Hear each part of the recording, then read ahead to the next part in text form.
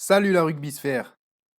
Suite et fin de notre vidéo sur les explorateurs du rugby, sur ces joueurs qui, à des époques où cela se faisait assez peu, n'ont pas hésité à tenter l'aventure loin, voire très loin, de leur pays d'origine.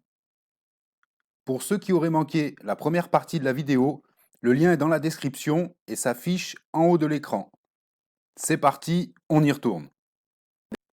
Gary Wetton, deuxième ligne, 58 sélections avec les All Blacks, 7 fois champion de Nouvelle-Zélande, champion du monde 1987, débarque au Castres Olympique fin 92. En 1993, il dispute la finale du championnat, durant laquelle il inscrit un essai, certes contestable. Il devient ainsi champion de France. La même année, il joue également une finale de Challenge Yves du Manoir avec le club tarnais qui sera perdu contre Toulouse. Après cela, il reste au Castres Olympique une saison supplémentaire avant de prendre sa retraite. Avant de nous régaler de ses commentaires fleuris et d'égayer nos après-midi de tournoi, Thierry Lacroix a été le meilleur marqueur de la Coupe du Monde 95. Après cette compétition, il s'engage pour quelques mois avec l'équipe sud-africaine des Natal Sharks. Il embarque d'ailleurs dans ses valises son coéquipier de Dax et de l'équipe de France, Olivier Roumat.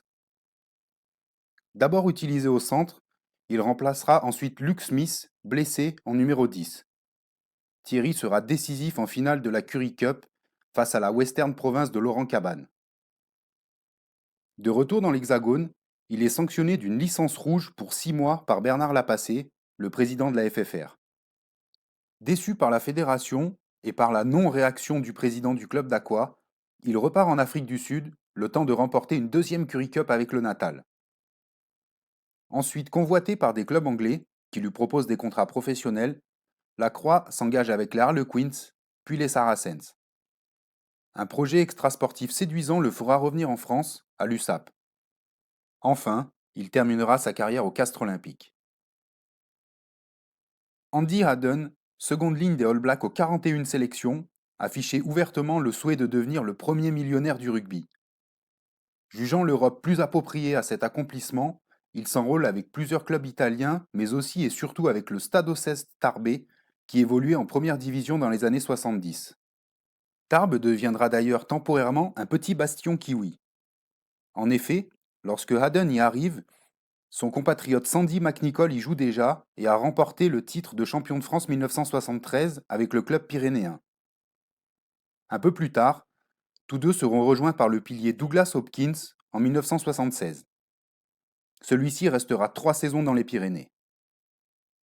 Tout comme Andy Hadden, le prolifique buteur sud-africain Nas Botha affichait clairement sa volonté de bien gagner sa vie grâce au rugby. Pour cela, l'ouvreur à l'éternel visage d'adolescent profite du décalage entre les saisons de rugby entre l'Afrique du Sud et l'Europe. Entre 87 et 93, il joue la Currie Cup avec le Northern Transvaal, puis dès la fin de la compétition, il rejoint aussitôt le club italien de Rovigo où, semble-t-il, l'argent circulait discrètement. Il deviendra champion d'Italie à 2 reprises. Avant cela, Botta tenta également sa chance au football américain. Il fit un essai avec les Dallas Cowboys, mais ne fut pas retenu. Mais, afin d'amortir le voyage au pays de l'oncle Sam, Nas disputa et remporta le championnat américain de rugby avec les Dallas Harlequins en 1984.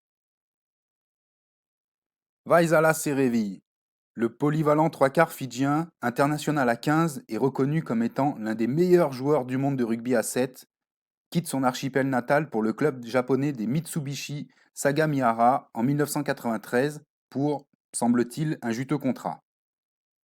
En 1997, il arrive en Angleterre, à Leicester, mais ne convainc pas. La saison suivante, Serevi s'engage avec le Stade Montois, où il restera pendant 5 ans. Après un court passage par le Stade Bordelais, il part à Staines, en Angleterre, où il termine sa carrière en 2008, à l'âge de 40 ans. Murray Mexted, troisième ligne centre, 6 fois capitaine des All Blacks, porta les couleurs du SU Agen.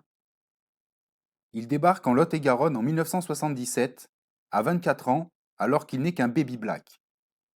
Il joue une saison au SUA, rentre en Nouvelle-Zélande mais promet de revenir. Il tient parole et le voici de retour à Agen en novembre 1979. Mexted commence tambour battant en inscrivant 6 essais pour 9 matchs disputés. Malheureusement, il est contraint de retourner au pays peu après, en février 80, pour raisons familiales. Et on termine avec notre Philippe national, Monsieur Sella, qui détint le record de sélection en équipe de France pendant un très long moment.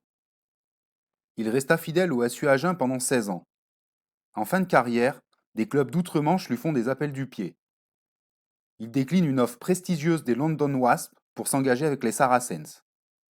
Il souhaite plutôt partager l'aventure humaine d'un club modeste qui se bat pour sa survie. Et surtout, Sella est excité à l'idée d'être associé à l'un des meilleurs ouvreurs du moment, Michael Lainag. Il termine sa carrière sur un trophée avec une Coupe d'Angleterre remportée en 1998. On vous remercie d'être resté jusque-là, d'avoir regardé cette vidéo jusqu'à la fin. Si nos contenus vous plaisent, n'hésitez pas à vous abonner, à partager et à créditer cette vidéo d'un gros pouce en l'air. On vous remercie et on se retrouve très vite pour une nouvelle plongée dans le rugby rétro.